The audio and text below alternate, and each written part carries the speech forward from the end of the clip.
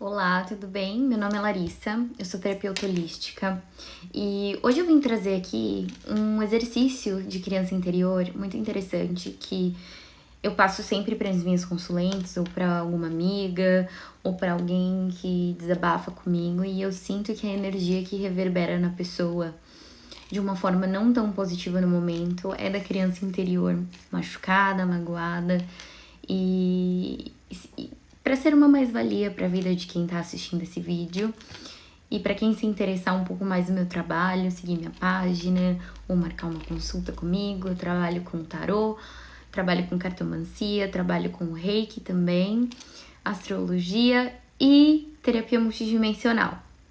Então, a criança interior, ela não é um conceito, né? Ela é uma parte nossa que ficou parada no momento passado da nossa vida, que é geralmente um momento da infância em que precisávamos de amor, ou de um acalento, ou atenção, ou segurança, e para aquele momento, com o nosso entendimento infantil, nós não recebemos o que era necessário, né? Todos nós temos uma criança interior dentro de nós, e isso acontece com toda a gente também.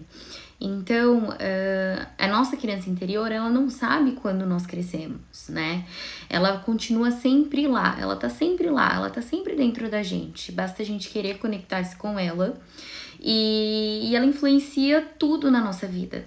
Tudo na nossa vida. E eu digo que a criança interior, ela é quem vai ditar o nosso destino, na maioria das vezes. É ela quem vai... A nossa atitude perante certas situações, às vezes é a nossa criança interior machucada que fala.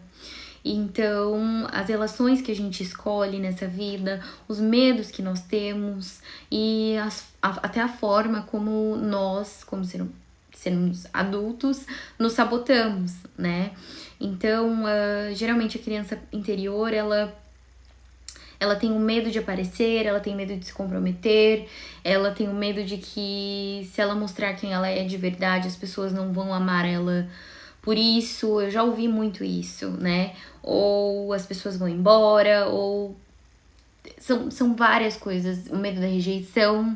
E eu tenho certeza que todos nós, em alguma dessas palavras que eu disse aqui agora, nos reconhecemos em algum momento, né? Então a gente precisa aqui verificar quais são os sinais que essa criança interior tenta comunicar conosco e às vezes deixamos passar, né?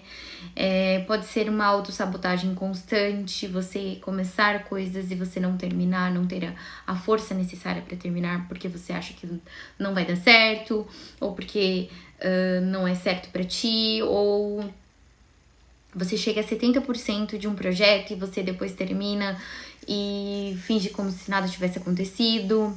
Um medo exagerado do julgamento alheio, do que as pessoas vão achar do que você é ou que você faz.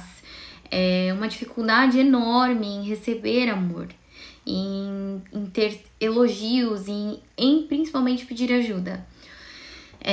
Uma sensação de você não merecer aquilo que você deseja, ou quando você conquista uma coisa que você gostaria, você não sente a felicidade real que era pra você sentir naquele momento, sabe? Como uma pessoa merecedora que lutou por aquilo. E também tem aquela criança interior que fala dentro de nós que, como adultos, nós sempre estamos a precisar da aprovação de terceiros, né? Pra fazer alguma coisa ou pra ser uma coisa que nós queremos. Então, eu vou partilhar aqui uma situação pessoal, né, que aconteceu comigo, que eu acho fascinante, assim, trabalhar a cura da criança interior. E eu sou mãe há 4 anos, e muito da minha maternidade, existem muitas situações em que eu vejo a minha criança interior falando, né? Situações que eu já vivi com a minha mãe, que se repetem com a minha filha. Situações em que a minha filha passa e a minha mãe não deixou, por exemplo. Eu tenho muito o trabalho comigo mesma da rejeição da criança interior, né? Eu passei por certas situações de vida que isso ficou muito latente dentro de mim, né? Principalmente do lado paternal e tudo mais. Então, existem certos tipos de situações que acontecem com a minha filha, por exemplo, ela ser rejeitada num parquinho, ou alguma criança não ser tão legal com ela, que o primeiro instinto que eu tenho de mãe é lembrar do que minha mãe fazia comigo e querer se intrometer ou fazer alguma coisa. E existem certas coisas na vida que a gente precisa lidar, né? Então, a minha filha passa por certas situações em que eu vejo que eu tô tendo atitudes que a minha mãe teve comigo, ou que eu tento não ter atitudes que a minha mãe teve comigo, e vai passando-se os dias, a gente vai aprendendo e, sabe, é isso aí. Uma das coisas que me marcou muito nessa última semana foi que eu moro fora do Brasil há 8 anos e a minha mãe era uma mãe de 3 filhos, né? Eu cresci numa favela em São Paulo e eu contrariei muitas estatísticas e muitas coisas que as pessoas falavam que eu seria quando eu crescesse, né? Principalmente pela personalidade que eu tinha quando eu era criança. Eu era muito podada, porque eu sempre fui muito expansiva, eu sempre fui muito bocuda, eu sempre fui muito artística. E a minha filha tem todas essas características que eu tinha, né? E aí, a minha mãe sempre trabalhando e eu vivia muito na casa das pessoas, porque dentro de casa não era um ambiente, assim, muito agradável pra eu ficar, né? Eu brigava muito com a minha irmã mais velha, mas enfim, eu vivia na rua, assim, eu era aquelas crianças que vivia na rua. Foi Deus, assim, que colocou pessoas certas na minha vida e tomavam conta de mim enquanto minha mãe trabalhava, e de maneira nenhuma tô aqui culpando a minha mãe. Minha mãe foi nota 10, ela fez tudo que ela podia ter feito por mim, né, e pelos meus irmãos. Mas era Deus, assim, mesmo que cuidava, sabe? Porque era criança cuidando de criança. Então, eu ia pra casa da minha madrinha, uma dessas pessoas que eu me sentia acolhida, né? Ou me fazia ser acolhida, era na casa da minha madrinha. E minha madrinha é uma mulher muito simples, de pouco estudo. Eu não me recordo agora se ela comprava ou se ela ganhava da patroa dela, mas com 4 para 5 anos eu tenho, assim, vivo na minha memória, eu indo pra casa da minha madrinha, eu almoçava na casa dela, era a comida mais gostosa do mundo, assim, e eu me colocava embaixo da cama dela e ela tinha uma pilha de gibis da Turma da Mônica, e com 4 para 5 anos eu aprendi a ler sozinha. Eu aprendi a ler. Eu acho que hoje em dia a oratória que dizem que eu tenho boa, assim, pra me comunicar com as pessoas, a forma que você usa as pontuações, a forma de tudo foi graças ao gibi da Turma da Mônica. E eu passei a minha infância lendo esses gibis e eu sei de edições, assim, de cor e salteado, porque era uma paixão mesmo que eu tinha. E foi nessa condição que eu aprendi a ler e eu valorizo muito isso dentro de mim. E aí, corta pra agora, né? No ano passado, eu apresentei pra minha filha um desenho da Turma da Mônica no YouTube. E a minha filha amou, assim, de primeira. E ela começou a assistir e tudo mais. Passou-se um tempo, ela não tava assistindo mais. E semana que vem é o aniversário dela, né? De 4 anos. E perguntamos pra ela o que ela gostaria de ganhar. E ela falou, ai mãe, eu não sei, eu vou pensar, eu quero muitas coisas e tudo mais. Aquela coisa toda, né, de falar com o vô, com a avó, com a tia e tudo mais. E então aconteceu uma situação em que tem um passado, né, que preciso muito resgatar essa criança interior, porque a criança interior, ela traz pra nós, ela nos coloca no eixo mesmo daquilo que nós viemos fazer nessa vida, né? E eu tava me sentindo muito desconectada disso por conta de algumas coisas que estavam acontecendo e me tirando dessa frequência, né? De amor, alegria, felicidade plena. Então eu fiz esse exercício pra me colocar no eixo novamente. E aí minha filha veio como uma resposta, assim, que veio pra mim. Eu perguntei pra minha criança interior, né, o que ela gostaria Eu me conectei com ela e eu perguntei o que ela gostaria, o que ela precisava naquele momento para se sentir alegre novamente, feliz e conectada com aquilo que ela veio fazer. Trazer uma lembrança, uma coisa assim que desse um ânimo, né? E aí a minha filha veio e disse pra mim que ela sabia o que ela queria de presente de aniversário da vovó Vivi, que é a minha mãe, que está no Brasil. E eu falei, filha, então o que você quer? E ela olhou pra mim e falou assim, eu quero o livrinho da Mônica. E aí eu olhei pra ela, o livrinho da Mônica? Mamãe, o livrinho da Mônica. Você não lia o livrinho da Mônica? E eu fiquei assim, uns segundos, assim, pensando e... Falei, sim, a mãe lia muito esse livro quando a mãe era nova. Mas você só assistiu o filme, né? Você só viu o filme da Turma da Mônica na TV. Aí ela, eu sei, mas eu sei que você lia o livrinho. E eu quero ler o livrinho com você. E aí veio a resposta que eu tava procurando, né? Eu não sei se ela ouviu eu falando em algum lugar. Porque a nossa mente cética leva a gente pra vários lugares de dúvida, né? Do que possa ser, mas nesse caso, como veio da minha filha, que é um ser extremamente puro e ela é muito perceptiva e sensitiva e ela fala algumas coisas assim também que não vem ao caso aqui agora, mas ela tem uma sensibilidade muito alta, né, espiritualmente falando. Eu tive certeza que era a minha criança interior que se conectou com a dela e fez esse pedido.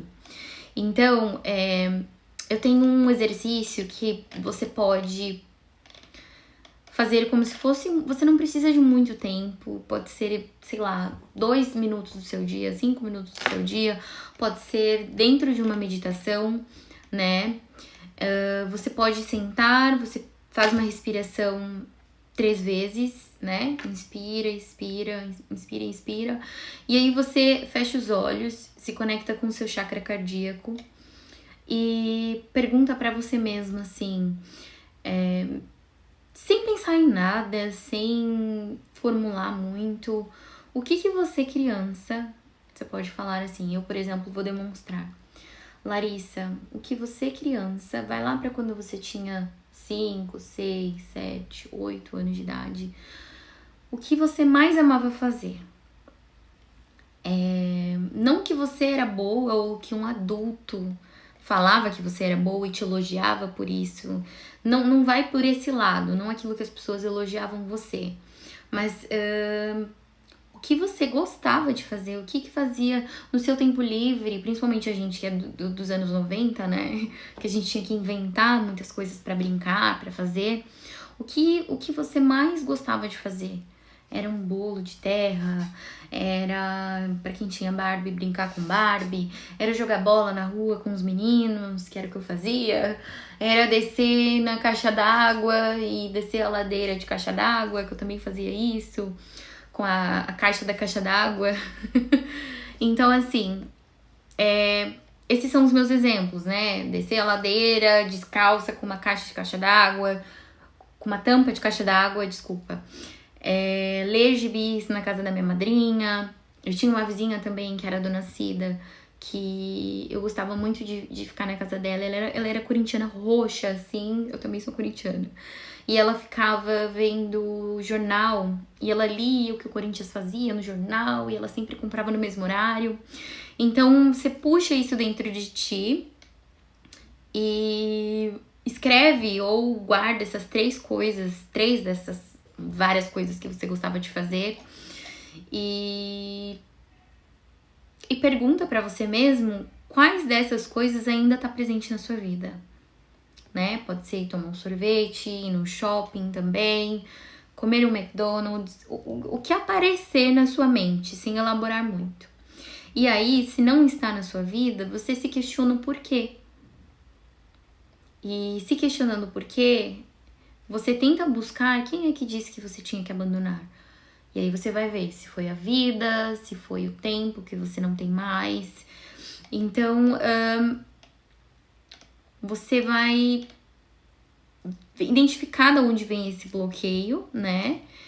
E tentar reabilitar e tentar encaixar isso dentro da sua rotina para que você sinta um pouco dessa conexão com essa criança, né? Um outro exercício que eu gosto muito de fazer é você fechar os olhos, ir para essa mesma idade ou perto da idade, ou você pegar uma fotografia sua de quando você era criança, que ajuda muito, e você se imaginar como adulta cuidando dessa criança. Você se imaginar como adulta protegendo essa criança, mas de que forma? Dando um abraço, dizendo que vai ficar tudo bem. Você pode se imaginar com essa criança, levando ela para fazer uma dessas coisas que ela gostava de fazer. Para eu que tenho filha, né? Ou você aí que tá me vendo que tem um filho, você pode incluir o seu filho junto na brincadeira com essa criança. Por exemplo, eu já fiz uma vez um exercício em que eu acalentava tanto a minha criança interior como também a minha filha, né? Eu abraçava as duas ao mesmo tempo. Então, nessa hora, mesmo às vezes você pode não ser uma pessoa tão visual assim como eu sou muito visual, mas você pode ser uma pessoa que pode sentir e emanar essa intenção. E isso ajuda muito, assim. E só tenho a dizer coisas maravilhosas depois disso que pode acontecer. Você se sente mais confiante, você consegue ter mais ânimo para conseguir concluir as coisas que você às vezes está com dificuldade, ou às vezes você tá se auto-sabotando por isso, né? E é isso, assim, gente. Quem quiser mais informações, quem quiser me mandar uma mensagem para marcar uma consulta comigo, eu atendo Reiki também presencial em Lisboa, eu vou até a pessoa. Então, se precisar de alguma coisa, tem aqui os meus contatos. E é isso. Bom fim de semana.